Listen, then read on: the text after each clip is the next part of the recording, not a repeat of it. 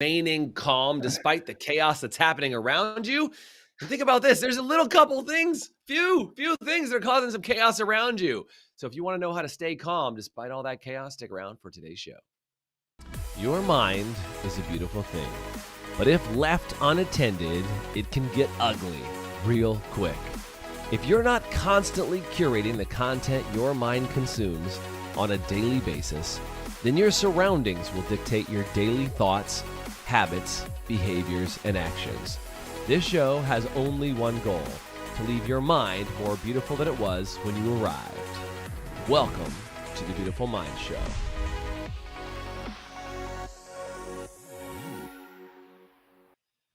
Welcome to today's show. My name is Jason Everett. I'm your host for today for Beautiful Minds, where we take a look at what are the things that can happen to you that take your mind out of the game. What are the things that for those of you that struggle every single day and you struggle with maybe anxiety or depression or fears that you're trying to sort out, what can you do to keep your mind more beautiful? And while we give you tips on that every single day, I hope that as you watch other shows, you get more insights. And I wanted to bring on the show today somebody that I actually think has a beautiful mind. One of my good friends, Steve. He's all the way from Canada. And the reason why I want to bring Steve on today, so if you guys can give me a shout and just type Steve in the chat, is Steve is an amazing human because he always has a giant smile on his face. He's a happy-go-lucky dude, but he also works with some incredible humans all over the planet in the Special Olympics program and all kinds of other great things. So please welcome to the show, Steve Kushman. What's up, Steve? Good to see you, buddy. Good to see you as well, Jason. Thanks for having me. Yeah, dude, glad to have you on today and be hanging out and chatting with you.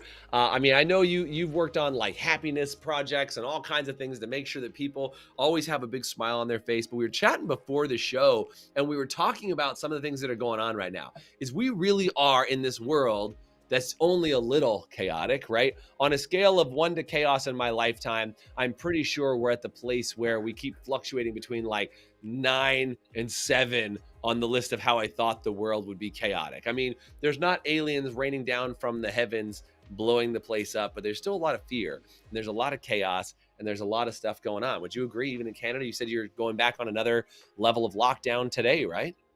That's right. More restrictions happening right now. Yeah, there's all kinds of chaos. I mean, there's so much noise, there's lots of things. And tell you what, we're in the information world, like everything's at our fingertips. And unfortunately, that's good and that's bad. We find out there's a lot of good things happening, but we're also filled with all kinds of information that maybe is or is not true. And we don't know what to believe half the time. So yeah, there's definitely a lot of busyness happening out in the world right now. Right. And isn't that the truth? And I know you're in Saskatoon, Saskatchewan, all the way up there in Canada, dude. And the weather's starting to change for you guys. Your nice weather is about to go super cold and, with more restrictions and more things. How do you keep a smile on your face? How do you stay calm? How are you not in this panic mode like other people are, Steve? What is it that you do differently than others? Oh boy. A lot of the things that I do probably pretty similar to the things that you've talked about on this show in the past. I mean, whether we're celebrating wins or, I'm sure you've used that term in this podcast before, right? Whether, you've probably talked a lot about meditation and exercise and things like that. And although I'm not a meditator I do meditate, but I don't have a specific process. So I'm not going to say that's something I do, but what I do for the most part is I focus on me and then focus on what I can control first. And that's where you have to start. Yeah. It's pretty easy to get overwhelmed thinking about other people's problems or what other people are telling you who you should be or what you should be doing. And this kind of goes back to like goal setting. And when you're looking at trying to set goals for yourself, are you setting goals for yourself or are you setting goals that other people are expecting of you, right? And so that's the big thing for me. That's where I start, is the control piece of I can control me, and that's where I focus. Yeah, completely. Now, Steve, I know one of the other things that I've known you for, and I watch online when you do some fundraiser programs, you do a lot of work with the Special Olympics up there. Tell me about your involvement with them, and let's talk about how long you've been doing programs like that. Okay, so I guess, I started in 1999 was my first connection to Special Olympics. And I hope that some people that are listening, a long time ago, right? Yeah, that's a hot minute, man. 1999 was the first time I started with Special Wow. Olympics, and that was because I worked at a place called Camp Easter Seal. And here in Canada, Camp Mm, Easter Seal is a Easter camp. seals, yeah. Yeah, yeah, well, yeah. I'm sure you're familiar with that term. So Easter it's a seals, sure. completely accessible camp for people with disabilities, whether it's wheelchair, intellectual disabilities, so on and so forth. But that's where everything started Mm, for me. And Special Olympics has been a great place for me because it keeps me grounded. Keeps very mhm. much keeps me grounded because the athletes, um, they've got their own struggles and disabilities in their disabilities or limitations that based on what the world is putting upon them. Um, but they control what they can control, which is themselves first. And, they have very high expectations for themselves, which is fabulous because most people that talk to them, or a lot of people that talk to them, or work with them, or support them in some way, a lot of people have limited expectations for them. But the people I work with, the beautiful thing is that they have high expectations, and the sky's the limit, and there's no Mm, personal mhm. limitations, which is great. Yeah. So what is it about that, Steve? Because I was listening to this comic the other day. I think he's on America's Got Talent, and he was doing a whole bit, and he has a disability that he still showcases even during his comedy bit. And he goes, he's like, I run in the Special Olympics, and he goes, I think it's cute that all you people with two working legs think that you should compete in an Olympics when it's just easy to run with two legs. And he was like, yeah, good for you, congratulations, you can do it without any sort of dysfunction or disability. And I think sometimes, Steve, we go through life every single day thinking about, oh, well, I'm just going about my day and I have this struggle or I have this problem. And then you have people who are like, no, I actually have a disability in this area and I'm still going to do something to create something out of it. I think there's something special about people that despite the disability are still willing to push forward. Right. And what is it that you found since working with people since 99 that are pushing past their own disabilities? What have you learned about that? And what does it teach you? And how does it keep your mind sharp? Well, I guess one of the big things I've learned is that although other people are labeling them as having a disability, they never talk about that, and they never focus on that. So instead of looking at the disability, they're always looking at the ability. What can I do? What am I Yeah, it's capable good. of? And even though maybe I can't run, I don't have two working legs to run a race like everybody else. It doesn't mean I'm not capable of doing all kinds of great things as well, in other areas of life. And Mhm. so focus on the ability instead of the disability, So how does if that that makes play out like in our world? Because you had said this right before the show, is that everybody has a disability, right? Like I think some people just have disabilities that literally is physically seen, and there's plenty of people that have disabilities that are not physically seen and they're behind the scenes. Let's talk about that for a minute. What have you observed about people who have hidden disabilities and what they do about those things? Tell me about that. All right. So in regards to hidden disabilities, right? I mean, Or what maybe they have you wouldn't mentioned? acknowledge it or something. You know what I mean? Yeah, no. And I'm thinking about like winning that war between your ears, and what Blair Singer always taught us both is that Yeah. if you can't win that war between your ears, between your right ear and your left ear, and your brain and that little voice in your brain, and that's a disability that a lot of people don't even acknowledge, right? And so Yeah. I Yeah. guess that's something I've learned to do over the years, and in that it's okay to be you. It's okay. It's okay to be exactly who you want to be, and you don't have to also have follow other people's expectations. That's one thing I've learned in supporting people with disabilities is that you don't have to live up to other people's expectations. You live up to whatever expectations you want, or like you create for yourself whatever great big goals that you have for yourself. And so, I mean, that's one thing for me. Anyway, I don't know if that you're making sense. It does. It does. No, it absolutely does, man. And I would like to talk about this. I think one of the things that is just what do you do when you have that moment? And I'd love to talk with you about that, Steve.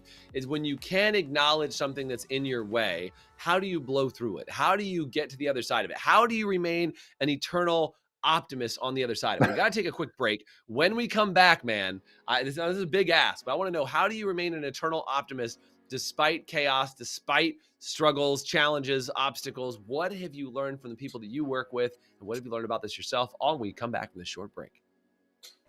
Would you like to have an even more beautiful mind? Well, we'd like you to have one, and we actually created a 7-day Beautiful Minds Challenge, which is a little bit of a choose your own adventure challenge for just 7 days. And I really think you can do anything for 7 days. It's definitely not easy, but it will be simple for you to get access to it. All you have to do is comment anywhere on this video or send me a message on social media that says 7-day, and I'll send you immediate access to not only our Beautiful Minds Facebook group, but also our Beautiful Minds Challenge, where you can go through 3 different areas: your mental health, your emotional health, and your physical health, and get challenges in each of those areas that'll help you get a handle on each of those areas inside your life to give you more control over what you want to do every single day. So do me a favor, comment 7-day or send me a message on any social media, and I'll make sure I give you access to our exclusive community group as well as access to the challenge. Thanks so much, and now back to the show.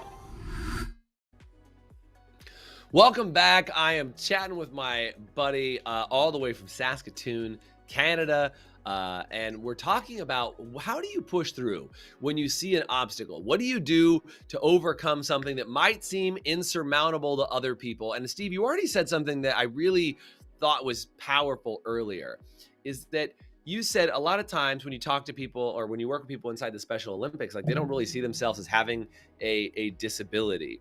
And I remember I can't remember what the guy's name is. Kyle, I'm drawing a blank on what his name was. But he was the guy who climbed. Kyle Maynard. Kyle Maynard. Yeah. Kyle Maynard. Thank you. I knew I was going to get it out. So thank you. I actually chatted with Kyle because he climbed K2, right? He climbed K2 with help, like without a lot of help. And like he was born without having arms and legs, right? He was born without having arms and legs. And like, he was like, dude, I honestly don't know what the world would be like having arms and legs, other than I was created in a world with a lot of other people who have arms and legs. So he's like, this has been my whole life. Like he's on stage, like on his cell phone and like doing all this stuff. And he's just doing his thing. And he's like, this is my entire life. I've always been this way. And his parents really taught him from a very early age, like this world was not made for you, but you have always supposed to be here, or you were always supposed to be here. And he just said like, so he just always looks at like, dude, I can do everything you can do. I just have to do it in a slightly different way. And I think this idea of getting people to realize that, like, I think sometimes as haha, I know this is going to sound funny when I say normal people, right? They have all functioning limbs or whatever other thing that you might try and say, haha, normal. I don't think anybody's normal, but I'm just saying in general, you might be perceived as like, hey, I have every opportunity that I need. I didn't lose an arm. I didn't lose whatever. Sometimes when we see an obstacle, or when that type of person sees an obstacle, it feels insurmountable to them. They're like, well, geez, I don't know what I'm going to do. And other people don't have the same obstacle in front of them. It must be easy for them. And you kind of get in this like backpedaled, like you had talked about, that you get in your little voice and you kind of get your mind behind it. What have you seen from people who are used to dealing with deficits or differences in the world around them, how they approach things differently than other people do? What have you seen, Steve? Okay. So right off the hop, the first thing that I think of is the next step, as in what's the next step. So people look at, say, climbing Kilimanjaro, as you mentioned. I did the exact same expedition. I also climbed Kilimanjaro in 2018.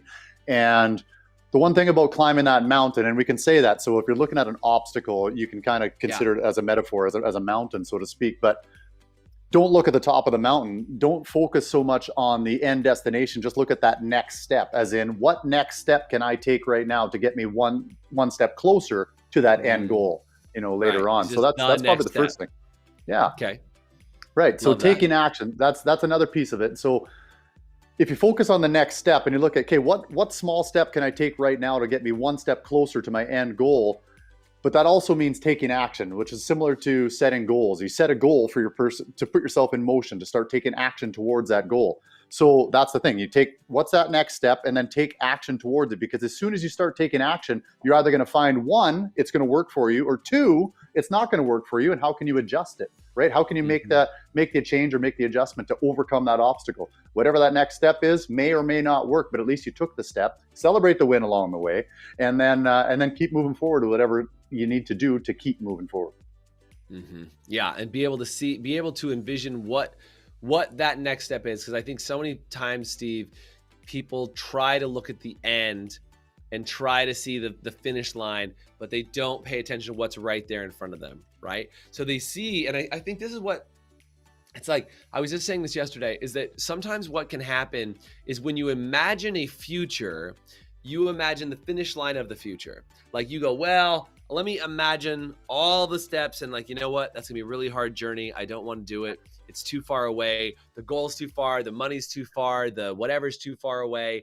And they imagine all of the problems that exist in their future rather than trying to figure out, instead of imagining all the problems of the future, they imagine all the positives of the future. They're like, well, look, the next step is only, it's only a foot away. I can make this happen. There might be some great things I learn along this process. The journey is going to be really fun. I can do this.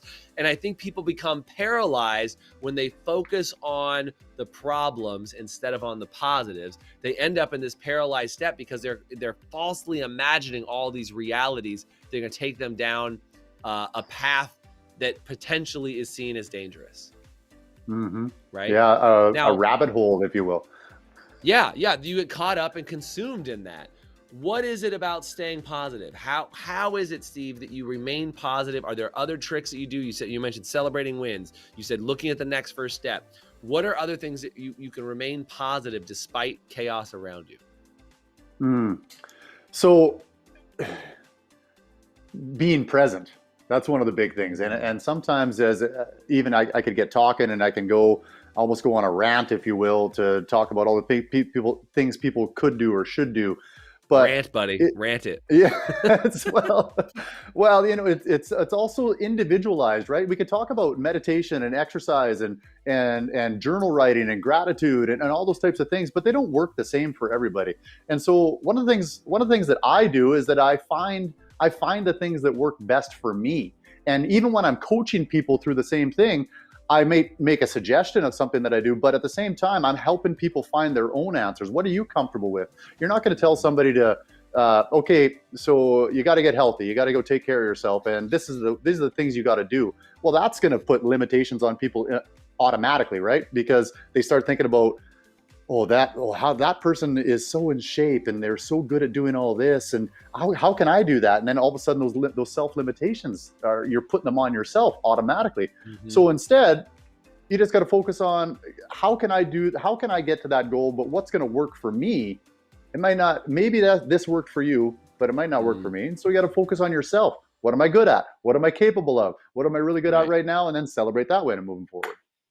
So it's not just the idea of like drowning out those voices, but also remaining focused on yourself in a way that is positive for what you can do for your future. Is that what I'm understanding? So remain present. So where am I right now today? So celebrate what got me there in the first place, right?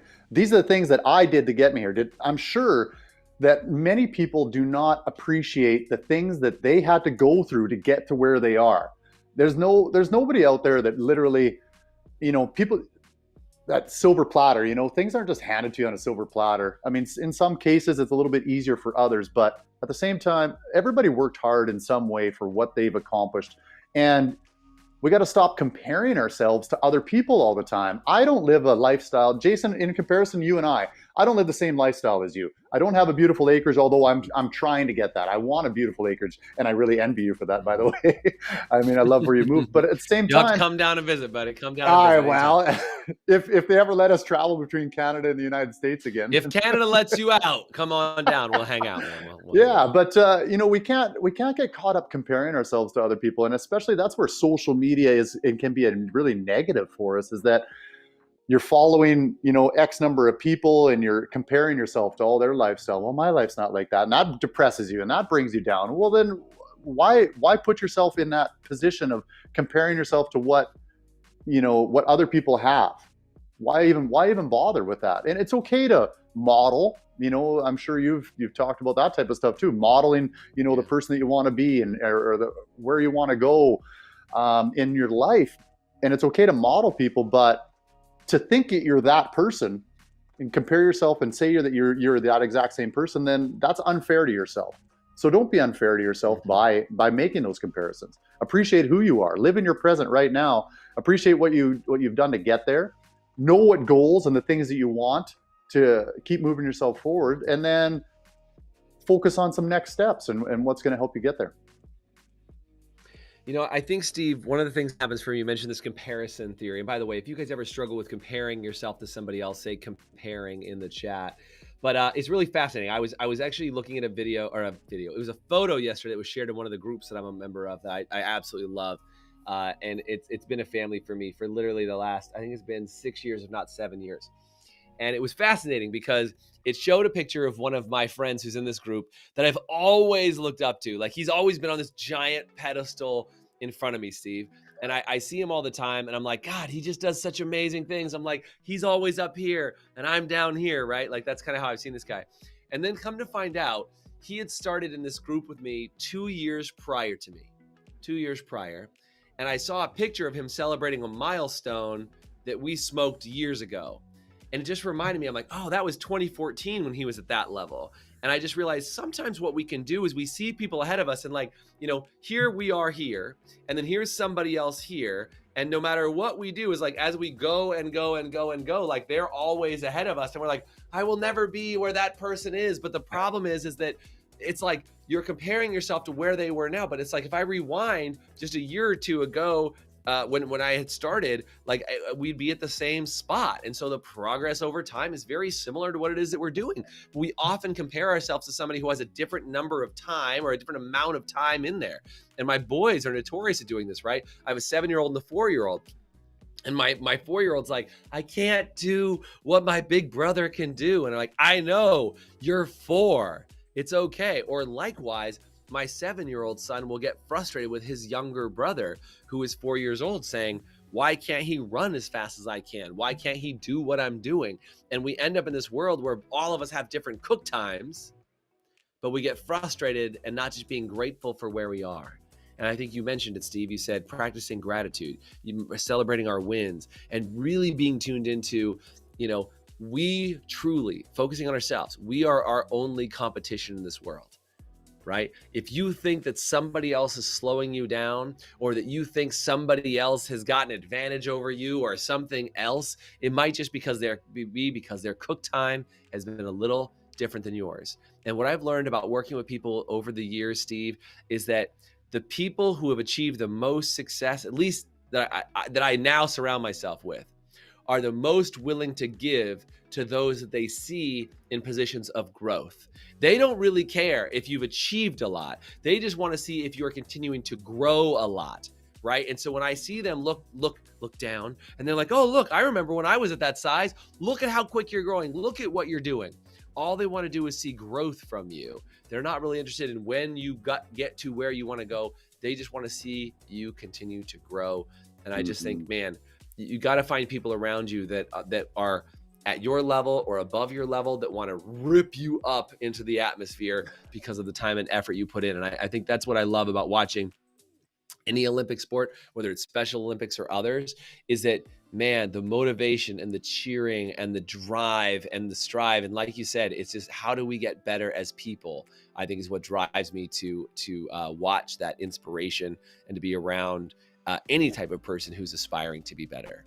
Yeah, and Jason, that was really well put, and I really appreciate the piece that you shared there about younger brother can't level up to his older brother, but then at the same time, older brother looks down on his younger brother and say, why can't he? That's really cool.